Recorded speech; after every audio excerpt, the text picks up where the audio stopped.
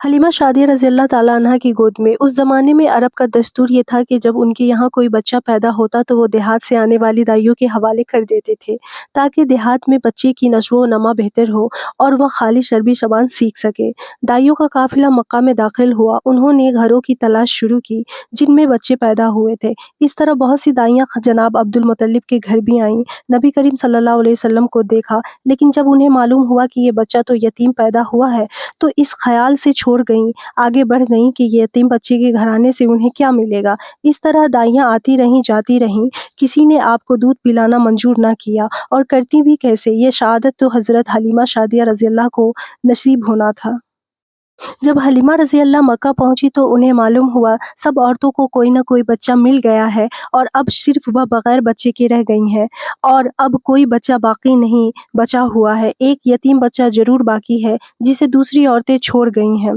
حلیمہ شادیہ رضی اللہ نے اپنے شوہر عبداللہ بن حارث سے کہا، خدا کی قسم مجھے یہ بات بہت ناگوار گزر رہی ہے کہ میں بغیر بچے کے جاؤں، دوسری سب عورتیں بچے لے کر جائیں، یہ مجھے طعنے دیں گی، اسی لیے کیوں نہ ہم اسی یتیم بچے کو لے لیں۔ عبداللہ بن حارث نے کہا، کوئی حرج نہیں، ہو سکتا ہے اللہ اسی بچے کے ذریعے ہمیں خیر و برکت عطا فرما دے۔ چنانچہ حضرت حلیمہ سعدیہ رضی اللہ عبد المطلب کے گھر گئیں۔ جناب عبد المطلب اور حضرت آمنہ نے انہیں خوش آمدید کہا۔ پھر آمنہ رضی اللہ انہیں بچے کے پاس لے آئیں۔ آپ اس وقت ایک اونی چادر میں لیٹے ہوئے تھے، وہ چادر سفید رنگ کی تھی، آپ کے نیچے ایک سبز رنگ کا ریشمی کپڑا تھا، آپ سیدھے لیٹے ہوئے تھے، آپ کی سانس کی آواز کے ساتھ مشک کی خوشبو نکل کر پھیل رہی تھی۔ حلیمہ شادیہ رضی اللہ آپ کے حسن و جمال کو دیکھ کر حیرت زدہ رہ گئیں۔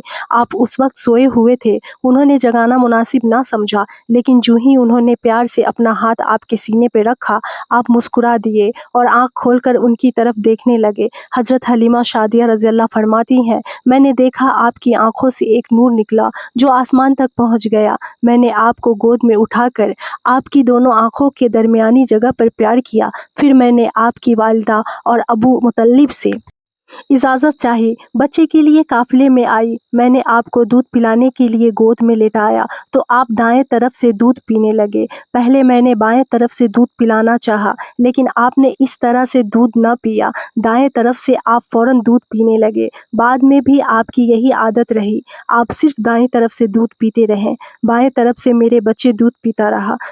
پھر قافلہ روانہ ہوا۔ حلیمہ شادیہ رضی اللہ فرماتی ہے، میں اپنے خچر پر سوار ہوئی، آپ کو ساتھ لے لیا۔ اب جو ہمارا خچر چلا تو اس قدر تیز چلا کہ اس نے پورے قافلے کی سواری کو پیچھے چھوڑ دیا۔ پہلے وہ مریل ہونے کی بنا پر سب سے پیچھے رہتا تھا۔ میری خواتین ساتھی حیرانگی سے مخاطب ہوئیں، اے حلیمہ، یہ آج کیا ہو رہا ہے؟ تمہارا خچر کس قدر تیز کیسے چل رہا ہے؟ کیا یہ وہی خچر ہے جس پر تم آئی تھیں اور جس کے لیے ایک ایک قدم اٹھانا مشکل تھا؟ جواب میں نے ان سے کہا، بے شک یہ وہی خچر ہے، اللہ کی قسم اس کا معاملہ عجیب ہے۔ پھر یہ لوگ بنو سعد کی بستی پہنچ گئے۔ ان دنوں یہ علاقہ خشک اور قحط زدہ تھا۔ حلیمہ شادیہ رضی اللہ فرماتی ہیں، اس شام جب ہماری بکریاں چر کر واپس آئیں تو ان کے تھنے دودھ سے بھرے ہوئے تھے، جبکہ اس سے پہلے ایسا نہیں تھا، ان میں سے دودھ بہت کم اور بہت مشکل سے نکلتا تھا۔ ہم نے اس دن اپنی بکریوں کا دودھ دوہا تو ہمارے سارے برتن بھر گئے، اور ہم نے جان لیا کہ یہ ساری برکت اس بچے کی وجہ سے ہے۔ آس پاس کی عورتوں میں بھی یہ بات پھیل گئی، ان کی بکریاں بدستور بہت کم دودھ دیتی تھیں۔ غرض ہمارے گھروں میں ہر طرف ہر چیز میں برکت نظر آنے لگی۔ دوسرے لوگ تعجب میں رہے۔ اس طرح 2 ماہ گزر گئے۔ 2 ماہ میں ہی آپ چلنے پھرنے لگے۔ آپ 8 ماہ کے ہوئے تو باتیں کرنے لگے اور آپ کی باتیں سمجھ میں آتی تھیں۔ 9 ماہ کی عمر میں تو آپ بہت صاف گفتگو کرنے لگے۔ اس دوران آپ کی بہت سی برکات دیکھنے میں آئی۔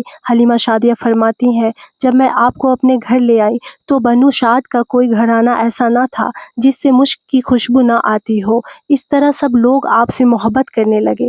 جب ہم نے آپ کا دودھ چھڑایا تو آپ کی زبان مبارک سے یہ الفاظ نکلا، اللہ اکبر کبیرہ والحمدللہ کثیرہ وسبحان اللہ بکرۃ وحصیلہ، یعنی اللہ تعالیٰ بہت بڑا ہے، اللہ تعالیٰ کے لیے بے حد تعریف ہے اور اس کے لیے صبح و شام پاکی ہے۔ پھر جب آپ صلی اللہ علیہ وسلم 2 سال کے ہو گئے تو ہم آپ کو لے کر آپ کی والدہ کے پاس آئے۔ اس عمر کو پہنچنے کے بعد بچوں کو ماں باپ کے حوالے کر دیا جاتا تھا۔ ادھر ہم آپ کی برکت دیکھ چکے تھے اور ہماری آرزو تھی کہ ابھی آپ کچھ اور مدت ہمارے پاس رہتے۔ چنانچہ ہم نے اس بارے میں آپ کی والدہ سے بات کی۔ ان سے یوں کہا، آپ ہمیں اجازت دیجیے کہ ہم بچے کو 1 سال اور اپنے پاس رکھیں۔ میں ڈرتی ہوں کہیں اس پر مکہ کی بیماریوں اور آب و ہوا کا اثر نہ ہو جائے۔ جب ہم نے اس سے بار بار کہا تو حضرت آمنہ مان گئیں اور ہم آپ کو پھر اپنے گھر لے آئے۔ جب آپ کچھ بڑے ہو گئے تو باہر نکل کر بچوں کو دیکھتے تھے، وہ آپ کو کھیلتے نظر آتے تھے، آپ ان کے نزدیک نہ جاتے۔ ایک روز آپ نے مجھ سے پوچھا، امی جان کیا بات ہے، دن میں میرے بھائی بہن نہیں دکھائی دیتے؟ آپ اپنے دودھ شریک بھائی عبداللہ اور بہنوں انیشہ اور سیما کے بارے میں پوچھ رہے تھے۔ حلیمہ رضی اللہ فرماتی ہیں، میں نے آپ کو بتایا وہ صبح سویرے بکریاں چرانے جاتے ہیں، شام کے بعد گھر آتے ہیں۔ یہ جان کر آپ نے فرمایا، تب مجھے بھی ان کے ساتھ بھیج دیا کریں۔ اس کے بعد آپ اپنے بھائی بہنوں کے ساتھ جانے لگے۔ آپ خوش جاتے اور واپس آتے۔ ایسے میں ایک دن میرے بچے خوف زدہ انداز میں دوڑتے ہوئے آئے اور گھبرا کر بولے، امی جان جلدی چلے ورنہ بھائی محمد صلی اللہ علیہ وسلم ختم ہو جائیں گے۔ یہ سن کر ہمارے تو ہوش اڑ گئے۔ دوڑ کر وہاں پہنچے، ہم نے آپ کو دیکھا، آپ کھڑے ہوئے تھے، رنگ اڑا ہوا تھا، چہرے پر زردی چھائی ہوئی تھی، اور یہ اس لیے نہیں ہوا تھا کہ آپ کو سینے چاک کیے جانے سے کوئی تکلیف ہوئی تھی، بلکہ ان فرشتوں کو دیکھ کر آپ کی حالت ہوئی تھی۔ حلیمہ شادیہ رضی اللہ فرماتی ہے، ہم نے آپ سے پوچھا کیا ہوا تھا؟ آپ نے بتایا، میرے پاس 2 آدمی آئے تھے، وہ سفید کپڑے پہنے ہوئے تھے، وہ دونوں حضرت جبرائیل اور حضرت میکائیل تھے۔ ان دونوں میں سے ایک نے کہا، کیا یہ وہی ہے؟ دوسرے نے جواب دیا، ہاں یہ وہی ہے۔ پھر وہ دونوں میرے قریب آئے، مجھے پکڑا اور لٹا دیا۔ اس کے بعد انہوں نے میرا پیٹ چاک کیا اور اس میں سے کوئی چیز تلاش کرنے لگے۔ آخر انہیں وہ چیز مل گئی اور انہوں نے اسے باہر نکال کر پھینک دیا۔ میں نہیں جانتا وہ کیا چیز تھی۔ اس چیز کے بارے میں دوسری روایت میں یہ وضاحت ملتی ہے کہ وہ سیاہ رنگ کا ایک دانہ سا تھا۔ یہ انسان کے جسم میں شیطان کا گھر ہوتا ہے اور شیطان انسان کے بدن میں یہیں سے اشرات ڈالتا ہے۔ حلیمہ شادیہ رضی اللہ فرماتی ہیں، پھر ہم آپ کو گھر لے آئے۔ اس وقت میرے شوہر عبداللہ بن حارث نے مجھ سے کہا، حلیمہ مجھے ڈر ہے کہیں اس بچے کو کوئی نقصان نہ پہنچ جائے، اس لیے اسے اس کے گھر والوں کے پاس پہنچا دو۔ میں نے کہا ٹھیک ہے۔ پھر ہم آپ کو لے کر مکہ کی طرف روانہ ہوئے۔